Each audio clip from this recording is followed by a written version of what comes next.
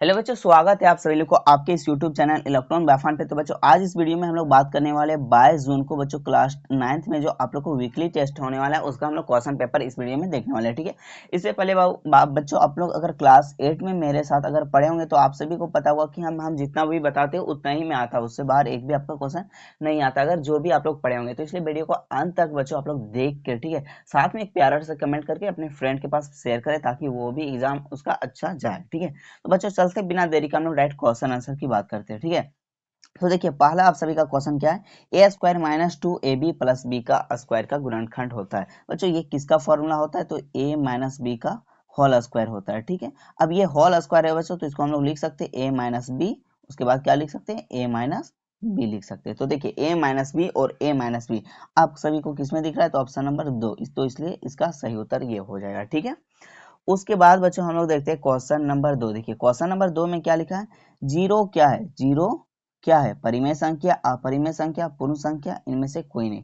तो बच्चों जीरो क्या है, तो जीरो परिमेय संख्या भी है, जीरो क्या है, परिमेय संख्या है। ठीक है, पूर्ण संख्या हाई है, साथ में क्या, परिमेय संख्या, इसलिए ऑप्शन नंबर ए इसका सही उत्तर हो जाएगा। ठीक है, उसके बाद बच्चों देखिए क्या लिखा है, यदि x बराबर 2, यदि x बराबर 2, y बराबर -1, तो x square minus y square का मान होगा।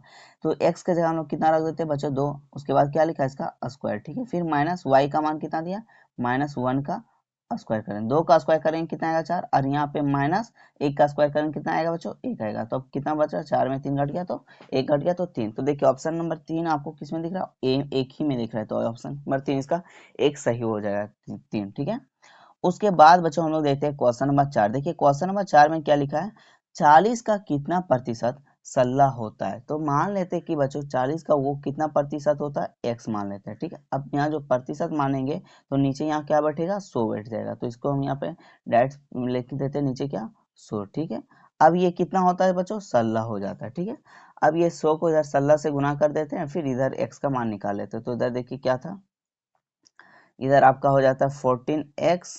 ठीक है, और इधर कितना होता है, 1600 हो जाता है। ठीक है, तो अब देखिए बच्चों एक जीरो और एक जीरो यहाँ से कट गया। ठीक है, उसके बाद 4 रकम 4, 4 चौके 16 और एक जीरो, तो x का मान कितना आ गया बच्चों, 40 आ गया। कितना, 40। तो देखिए ऑप्शन नंबर 40 किसमें दिख रहा है, ऑप्शन नंबर 3, तो ऑप्शन नंबर 3 इसका सही उत्तर हो जाएगा। ठीक है, उसके बाद बच्चों हम लोग देखिए क्वेश्चन नंबर 5 में क्या लिखा है, आयत का क्षेत्रफल क्या है, लंबाई प्लस चौड़ाई, लंबाई माइनस चौड़ाई, लंबाई गुने चौड़ाई, कोई नहीं। तो बच्चों इसका आपको एकदम पूरा लॉलीपॉप क्वेश्चन है, पूरा एक बहुत ही छोटा क्लास 8 का क्वेश्चन है। तो ये सभी आप लोग कमेंट में बताइएगा कि इसका क्षेत्रफल क्या होता है। ठीक है, कमेंट में बताइएगा, परिमाप भी बताइएगा, क्या बताइए, परिमाप भी बताइएगा। ठीक है, उसके बाद बच्चों देखिए क्वेश्चन नंबर 6 में क्या लिखा है, घन का कुल पृष्ठीय क्षेत्रफल क्या होता है। तो बच्चों घन का कुल पृष्ठीय क्षेत्रफल आप सभी का क्या होता है, तो 6a² होता है। ठीक है, इसी का पार्श्व पृष्ठीय पूछ देता तो क्या होता, 4a² होता है। ठीक है, ये आप लोग अच्छे से याद रखिएगा। ठीक है, उसके बाद बच्चों देखिए क्वेश्चन नंबर 7 में आप सभी से क्या पूछा है, निम्नलिखित में कौन सा पाइथागोरस त्रियुरक है।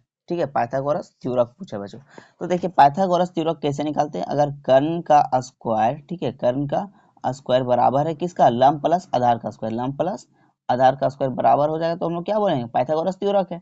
तो यहाँ पे सबसे जो बड़ा है ना बच्चों उसका स्क्वायर कर दीजिए, 4 का स्क्वायर करेंगे 16, 3 का स्क्वायर करेंगे 9, और 2 का स्क्वायर करेंगे 4। तो देखिए 16 और 13 इक्वल है, नहीं है, तो ये पाइथागोरस त्रियुरक नहीं है। ठीक है, ये पाइथागोरस त्रियुरक नहीं है। ठीक है, उसके इसी तरह हम लोग 2 का चेक करते हैं, 7 का स्क्वायर कर देते हैं, जो सबसे बड़ा है उसका स्क्वायर करो कितना आता है, 49 आता है। ठीक है, उसके बाद 6 का स्क्वायर करो कितना आता है, 36 आता है। ठीक है, फिर 5 का स्क्वायर करते हैं कितना आता है, 25। देखिए दोनों बराबर होता है, जोड़ने पर 5 और 6 एक हो जाता है, तो यहीं देखिए बराबर ये भी नहीं हो रहा है, तो ऑप्शन नंबर 2 भी नहीं होगा।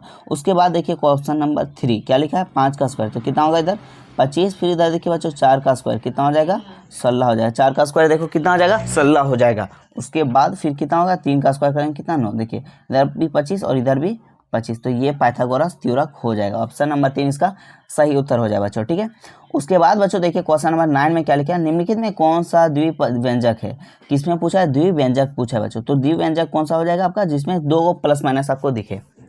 तो इसमें एक है तो ये नहीं होगा, ये भी नहीं होगा और ये भी नहीं होगा, ये त्रिव्यंजक है और ये एक पद है, ये क्या हो जाएगा, ये आपका, तो ऑप्शन नंबर 2 इसका सही उत्तर हो जाएगा बच्चों। ठीक है, उसके बाद बच्चों हम लोग देखते हैं क्वेश्चन नंबर 10। आप सभी का क्या लिखा है, देखिए क्वेश्चन नंबर 10 निम्नलिखित में कौन सा 3 आयाम मतलब 3D आकृति है, वृत्त, आयत बेलन त्रिभुज।